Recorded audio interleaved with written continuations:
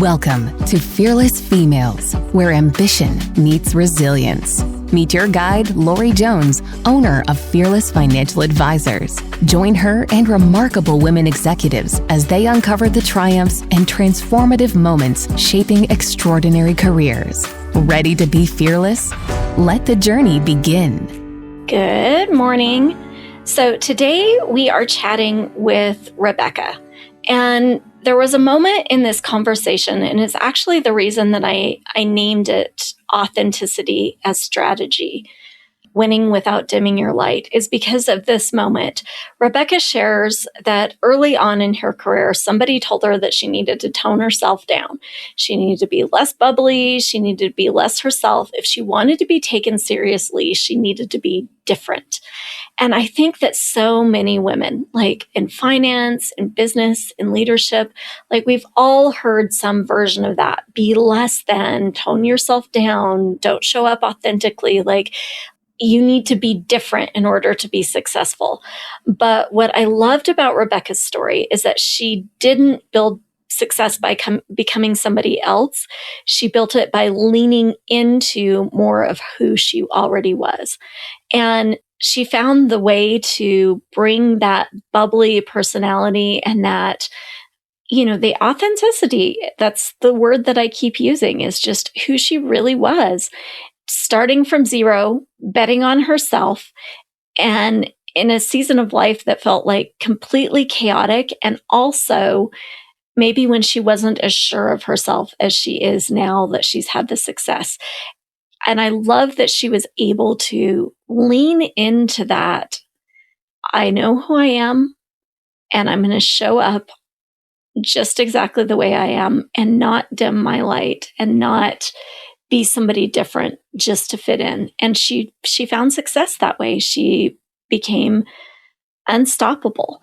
So I love this conversation. I think it's relatable. I think it's a powerful reminder that the thing that makes you different might actually be the thing that makes you successful.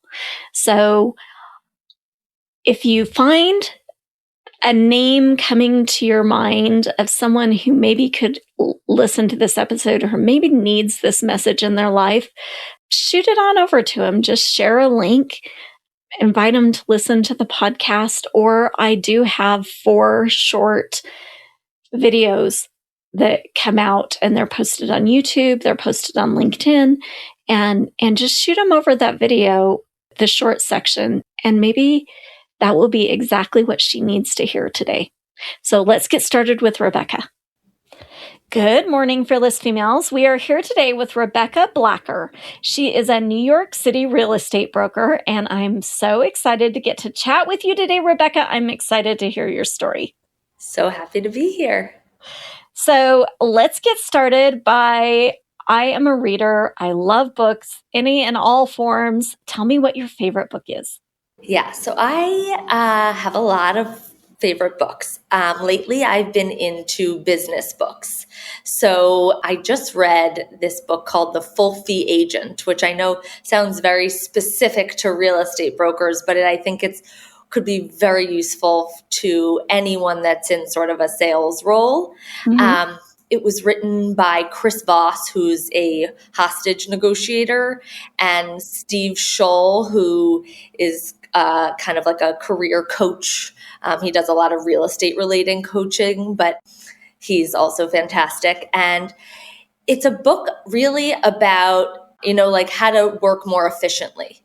And, one of the main points of this book is figure out if you're the favorite or the fool before you walk into the door, right? So there are questions you can ask someone over the phone before you go in, in my case, to their home to pitch yourself. And usually you can figure out whether this is going to be a waste of your time or whether you're going to be chosen. Mm-hmm. And so I've read it now twice. I read it and then I listened to it because there's a lot of great, helpful things for me in my business. So really that's so interesting. Yeah, that give us an example of like one question. Can you think of one that it told you to ask? So like just simply, a question was, why are you selling? right? So, sometimes you're so excited, somebody has called you and they're like, I want to sell my house, or in my case, my apartment, and I want you to come in. And you're like, okay, great. And you set up a time and then you just show up. But, what I've learned is to ask some more questions. And so simply, why are you selling? So, if you hear things like, oh, I just want to see if I can get the price that I'm hoping to get, or, I was just sort of hoping to pick your brain, or things like that, then you're like, well, I don't know if this person is serious. Yeah. Maybe I want to ask some more questions, or maybe I say, I'm not the right person for you. Yeah. Or it's like get to know faster, right? Like the idea of like, if you're not a good fit, if they really aren't interested, then get to know faster, so you don't spend all your time right, because then you typically, in my line of work, you're doing a lot of work to prepare, and then you go in and you're spending a lot of time at somebody's home, and you could save yourself many hours of work by just knowing, is this person really, one, a real seller, and two, is they interviewing so many different brokers basically to just not choose me. Yeah, that's so interesting. I like that. I'm gonna have to look at that. That you've piqued my interest.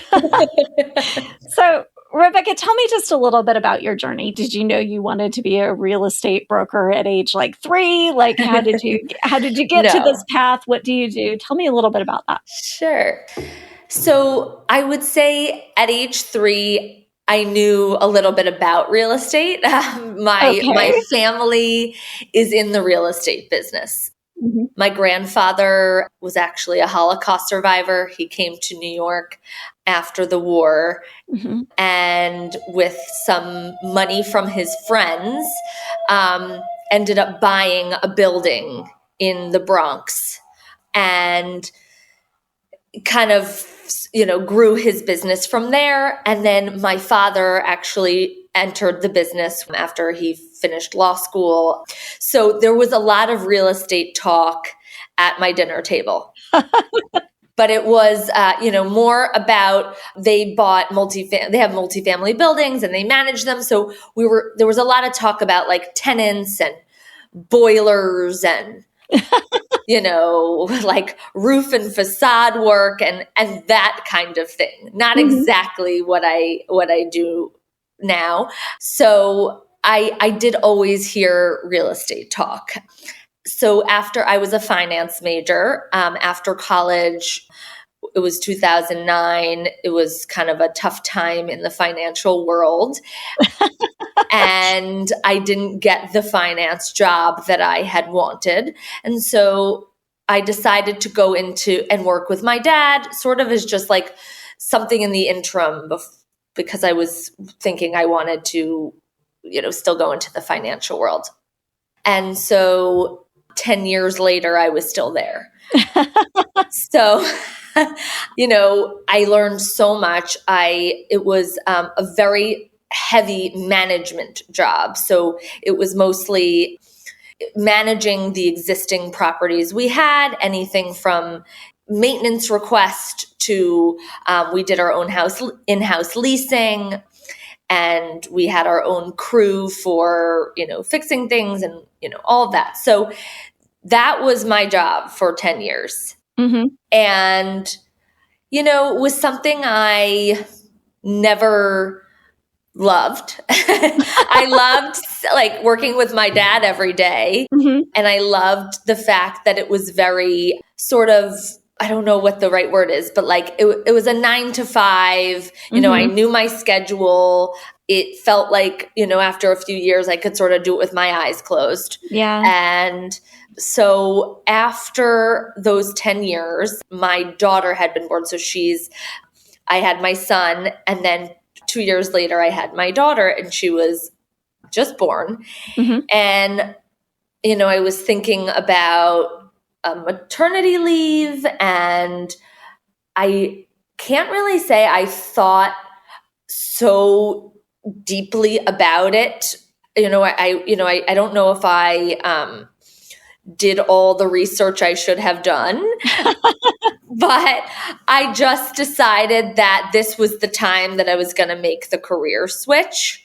Again, it was still in real estate, but I had always just loved the part of the business that when I was helping people find their homes. So like when I was doing the leasing for my family business, I always loved that part. Mm-hmm. And so when my daughter was born, I was like, if I'm going to work every day, I want to do something that I really love and that I'm going to be successful at, and I think what I also really liked was that the sky was the limit. Like whatever I put into it was what I could make, right? Mm-hmm.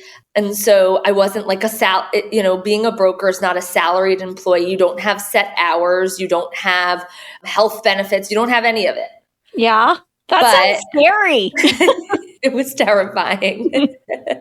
But it was a little impulsive, honestly. Maybe call it like some postpartum, I don't know, something. But so I decided to become a broker. And at that point, once I made the decision, I then started speaking to everyone I knew that did that, and I had a lot of wonderful mentors along the way. But that's really my journey. And then I started with nothing. I went into this company at the time. It was called Warburg Realty. It was a small firm, just New York based. And I liked it because it felt like a family kind of feel, like I had just come from. And I sat at a desk and I just started listening to all the brokers around me doing their work and them on the phone. And I kind of built myself from there. So I like that. So it's like you didn't know, you just knew that you wanted this one piece, the piece that you loved. And you're like, okay, I'm going to figure out how to do this. And you listened to what other people were doing to kind of like you went and said, I have no experience, but this is what I'm going to do. So you started with zero. That's scary. Right. It's so scary. I will give myself a little bit of credit in the sense that one, like I come from the real estate business. So like there is overlap, right? Yeah. Like I had done like thousands of rentals. So, and I went into it really wanting to do sales, but like, most brokers start out doing rentals. So I had already done that piece. I see. Right. So I had a head start for sure. And then the other piece was that I grew up in New York City. Right. So I was a local. I knew the buildings already. I knew, the street. I knew everything about it. So I felt like it was kind of probably easier for me to just jump in than it would be for somebody else. How did it go over with your dad when you told him you were quitting? It's so funny. Everybody asks me that question. I think he was disappointed at first. Oh, and I shouldn't say I think. I know he was very disappointed. Yeah. It was like his baby that he trusted me, of course, because I was his daughter.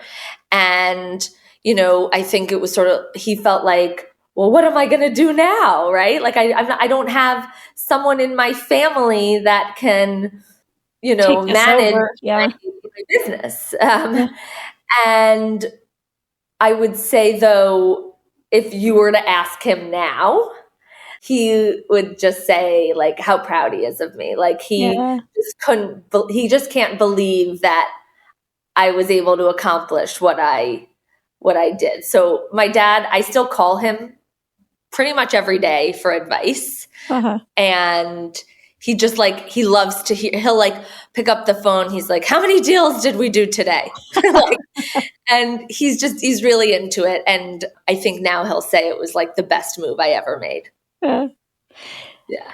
So, Rebecca, as you're looking back along this journey, is there an investment that you made in yourself that was just pivotal, that just made all the difference into where you're at today? Yes. I think a really big investment was in my business, which was I invested heavily on social media videos. Mm-hmm. So when I first started, I didn't have, like I said, any clients, any business. And I decided that, and it was at the time where video was becoming really popular on social, or like not as big as it is now, but it was starting to be bigger. And TikTok had just kind of taken off. And so I decided to go into a studio and film professional videos. And it was really for people to get to know me. And I felt like I was too scared to sort of do it without going to a professional studio. Mm-hmm. So I went to this studio, they did my hair, they did my makeup. They I got to change into different outfits. So it looked like it was different days that we were filming the videos. And they started out as me just sitting behind a screen and sort of like being myself, talking about different real estate topics, talking about being a mom. Just, I wrote scripts before I went, and I sat there and I did these videos, and they were, I filmed them many at a time so I could have content for a little while.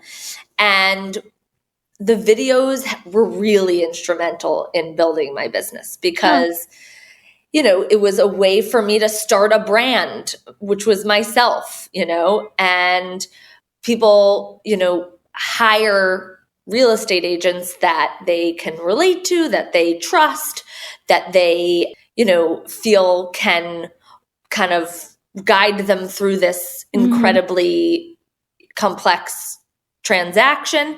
And so getting myself out there and myself on the screen and talking about the things I did know about was like very, very helpful. But trust me, this was like, many thousands of dollars to do. Yeah, way back in the day. I love that you did it professionally. Like you picked an expert in the field to kind of help out with that. I found that a lot of times it feels like you should DIY it, but you don't know what you're doing. Yeah. And I needed like the coaching a little bit. This place, like the guy that runs this studio just was coaching me through it, and it made me feel so much like more comfortable. And quite honestly, I still go to the studio. I'm going to be going there next month. I went back. I was probably like my 10th time there, and they just, it felt easier for me to go the professional route. And like have someone coaching me through it. So yeah, I like that. Okay, Rebecca, what is the worst advice someone ever gave you? And did you take it? Did you not take it? The worst advice someone ever gave me was, I think it was, I interned at actually a real estate company when I was in college. Even in finance, huh? Yeah. Somehow real estate was always like grabbing me in. I don't know. Yeah. It was meant to be. So I interned at a commercial real estate brokerage. And I worked for this woman. And I remember her saying to me, you need to work on presenting yourself more seriously, and kind of said something like, you're very like bubbly and friendly, and you need to kind of dull that down and appear more serious, because men are not going to take you seriously. And I remember I was in college. So like, you hear something like that and you're like, okay. And at that time, the firm that I was interning in, it was really all men. So I listened to it. I don't know if I actually took that advice, really, because the internship was over and I sort of was like, I think I looked back on it and I was like, that was kind of crazy advice that she gave me. Yeah. But so no, I didn't take it because I'm serious, but I'm also goofy, and that's just who I am. Yeah. And I'm friendly and I'm bubbly. And I think what I've realized is that you have to be yourself. Mm-hmm. Like, you can't try to be someone else because people can just see right through that. It comes off as inauthentic, doesn't it? It really comes does. off, it kind of gives you the ick. What it is that that's the technical term for it, the ick. You kind of get the ick when you're dealing with somebody who doesn't feel like, they're authentic. But I do hear you. Like in finance, you get a lot of, this is the way it should be done. You need to be more serious. And I'm like, but I think finance should be a little bit fun. Right. Well, like, you're investing so much time in what you do. Like, it shouldn't be miserable. Yeah. And so, yeah, I remember she said that. So I don't think I took it. Or maybe I did for a few days. And then I was like, I don't think I can do this.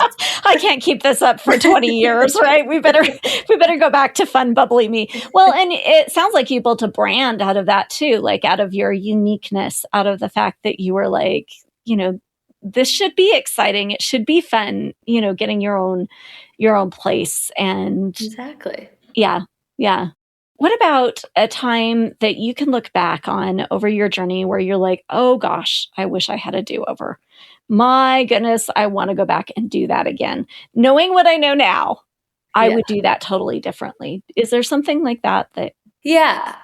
I think I didn't ask for help enough at the beginning.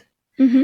It was partly like, I don't want to bother anyone, and there was a little bit of like, I'm going to figure this out on my own, like kind of like when you're as a mom, there's nobody telling you, there's no one really to ask. And you sort of just learn how to do everything by trying it out and seeing. So I kind of approached being a broker at the beginning that way. And I had my first clients who were buying an expensive apartment, and we in New York have something called a board package. So when you are looking to buy a co-op, you have to submit a financial, basically, package, not only financial, there's also recommendation letters. It's sort of like a college application, but with financials as well. And so I didn't really ask, I didn't know what questions to ask. And so I put together this package for my clients, and they got turned down by the board. Oh. And I can't even tell you, I didn't sleep for weeks. Yeah. Like I was embarrassed. Mm-hmm. I was angry. I was just all the emotions, and my clients were very unhappy. Mm-hmm. There was a lot of emotions on their side, and I was trying to keep my emotions intact, but I was like, oh my God, I just screwed this up. What am I doing? Why did I even, decide to do this at all? Yeah. Like, I don't know what I'm doing. And luckily, they had a great attorney that I worked with, and we kind of got the whole package to be relooked at by the board, and they ultimately got through. Oh, good. But there were so many things I missed, and when I think about it now, I cringe because I'm like, what was I doing? And what was really helpful? I had a few mentors, one in particular, who's just like, who I think is like the most successful, fabulous broker in New York. Mm-hmm. And she was like, oh, that happened to me so many times at the beginning. And it was just like, she said that. And I'm like, what? Like, really? Like this almost ground my world to a halt for 2 weeks, right? And you're treating it like it was like, oh yeah, that happens to people. That's just like sort of how it goes, that's how you learn. Mm-hmm. I mean, and I'm still sort of mortified when I think about it, but luckily it worked out and these clients still speak to me. But, but it was, something. It was a learning experience. I think that's so interesting too. Like, I find that I learn more from, from these, your fearless females as they tell me the things that they wish they would have done differently or that they didn't do so well, because like, I'm like, oh, I have that tendency too. Oh my gosh, I don't ask enough questions sometimes. Like, and you learn that sometimes these setbacks are so vital, important to learn how to do what you're doing, and it feels hard sometimes that they're looked on as failures or negatives when really that's where you find the most growth, right? 100%. You need to have those moments to then, to ground you a little bit, right? Like, just like be like, okay, I really don't know what and then, just learn for the next time. And what again, I can't speak to every line of work, but for me, every deal is so different. And so I'm learning on each one. And I'm making little, not as big mistakes as that one, but I'm often making little mistakes as I go. And that's what kind of makes me a better broker. Mm-hmm. Mm-hmm. And I found too that if you ask for help, that people are so willing. Women mentors especially, I find maybe I just run into really great people. That might be it too, but but I find that they're willing to share their knowledge so that you don't make that. I mean, you would be the same way, right? You would tell somebody else, oh, hey, I made this mistake. Well, so now I have a team and I have newer brokers on the team, and I always tell them that story because I say, just so you know, I had a terrible, I majorly screwed up on my first one. So don't worry. We're going to you can't screw up as much as I did. So, and I think that just gives people, the ease of that everybody does it. And I kind of tell them exactly what the issue was. Like I just a big financial miss.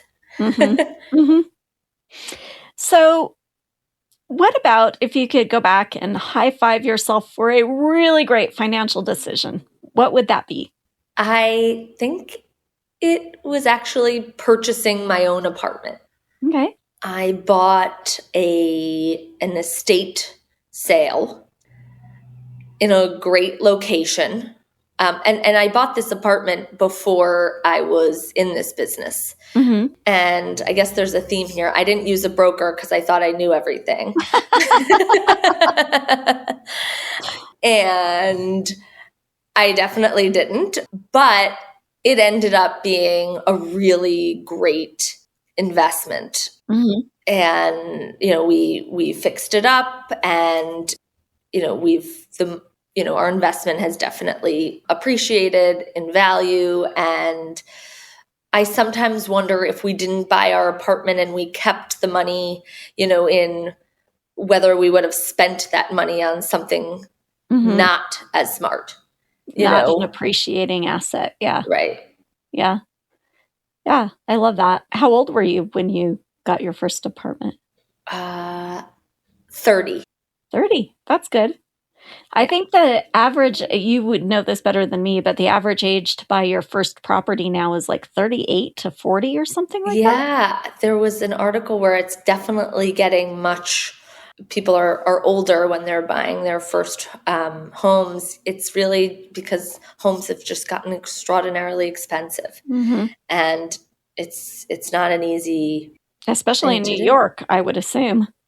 In New York, it's very tricky, but our rents are also astronomical. So, I think that's that's what we're really seeing now is rents have just gotten so high. I mean, the average rent is like I think it's over like $5,000 a month. Oh my good heavens. So people are realizing that it's a better, if you run the numbers, it makes more sense to buy Yeah. if you can. So yeah, it's an expensive place to live for sure. Rebecca, what scared you the most when you started out on this journey? Was there something that you were just terrified of? And does it still scare you? Did you learn how to navigate that?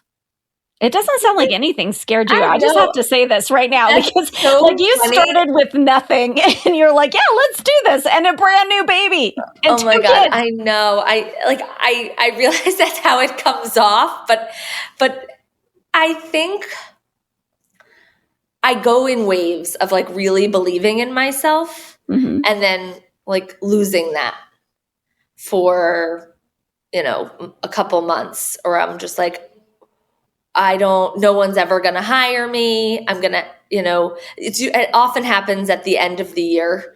I feel like my job is a little bit like being an actor. It's like you never know what your next job is going to be. Yeah. It feels that way in that, like, just because you had a really good year or a really good quarter doesn't mean that that's going to continue. Mm-hmm. And so I think what scares me is just like, no one's ever going to hire me again. And that was what scared me at the beginning. Like, who's going to hire me?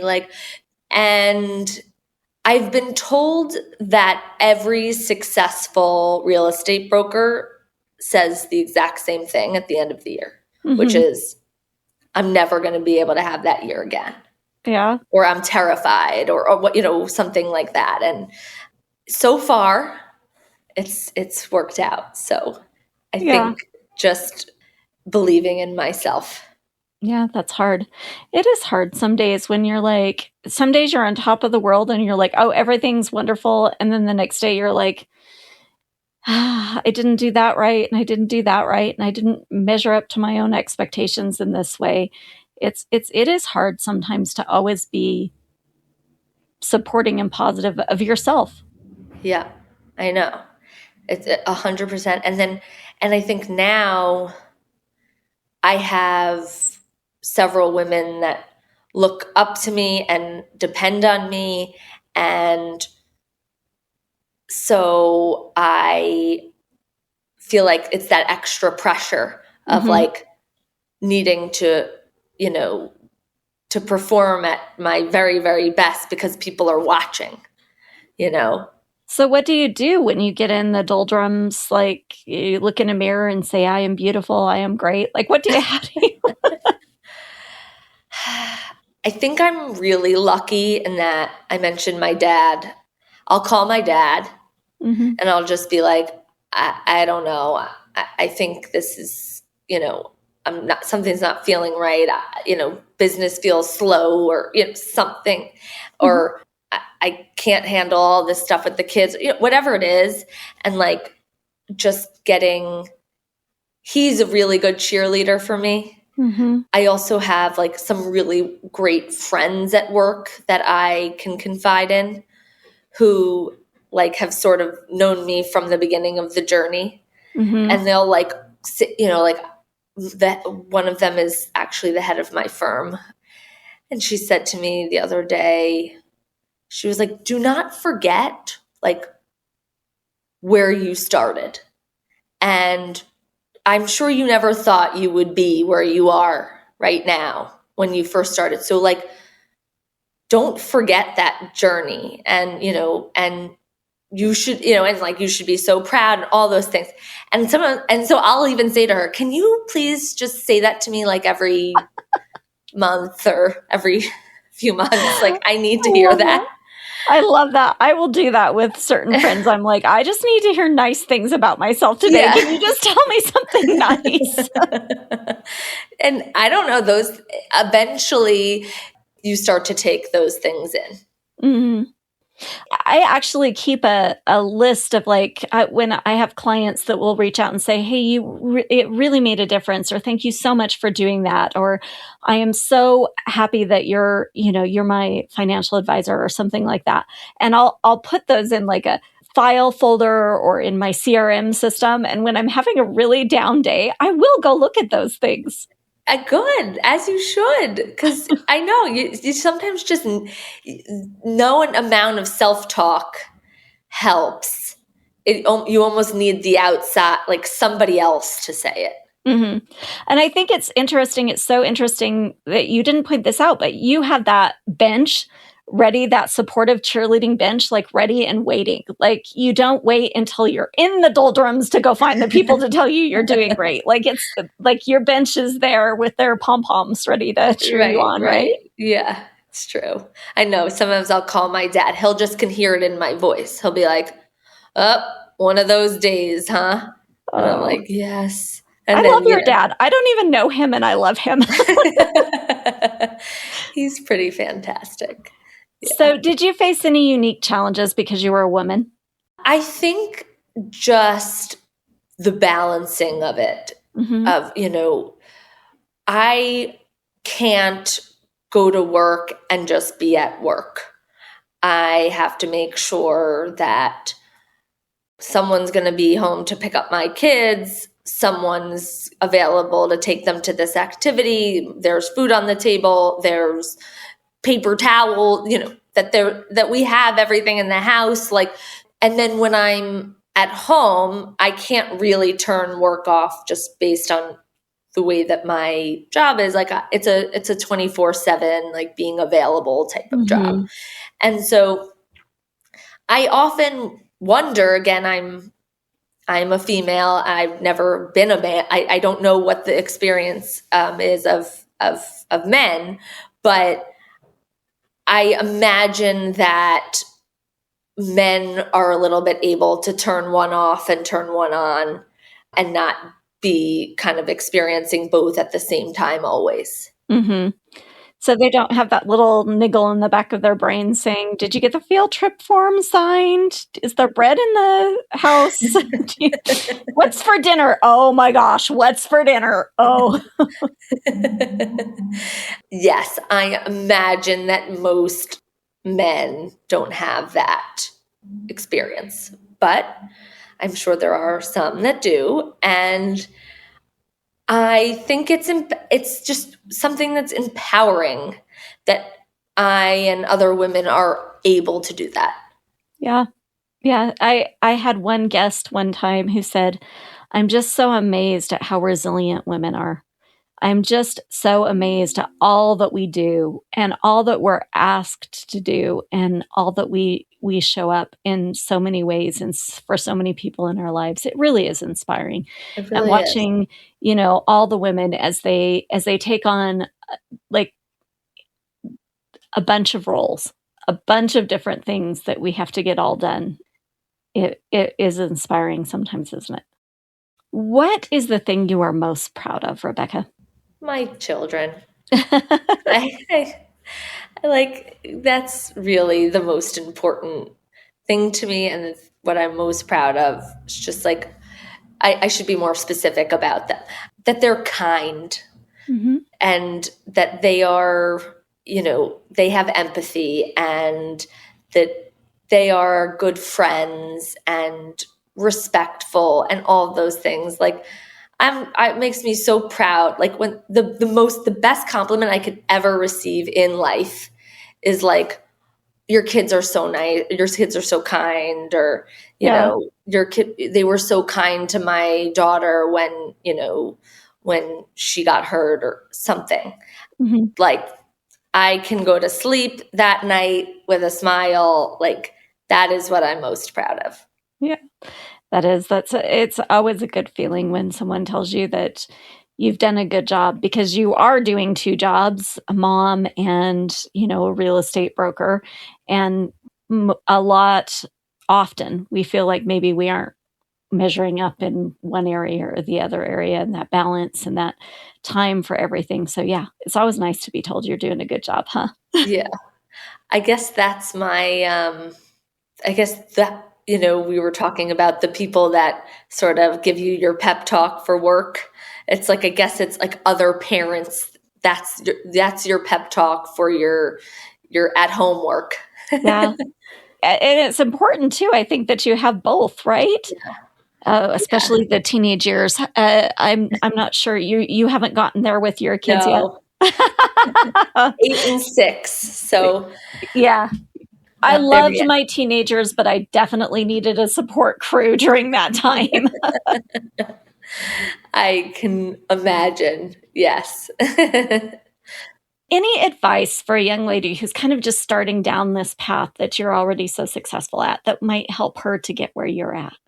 I think my advice is that it is going to be hard, and there are going to be really tough times, and that there are like kind of seasons where like you'll feel like you're doing really amazing at being a mom and not so amazing at being at your work or your career, or vice versa, and that there's no perfect balance, and it's all hard, but that if you just stick with it and you have great supports and great mentors, and that you could accomplish anything.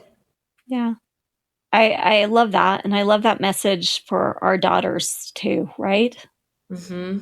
I've got 3 sons, and so I like them to hear it too. But I think our daughters need to hear a little bit more often, hey, you're doing good. You can accomplish anything you want to. Maybe not all at the same time, but you can accomplish in anything you want to be. So great. Yeah. Well, thank you so much for taking this time, Rebecca, just to sit down with me and share your knowledge. If I have a young lady who wants to ask some questions, how does she get in touch with you? Sure. She can email me, or she can DM me on Instagram. My handle is at Rebecca Blacker. Perfect. Well, thank you for sharing your insight and your story and your dad with us today. I really appreciate it. It was so fun. Nice speaking to you.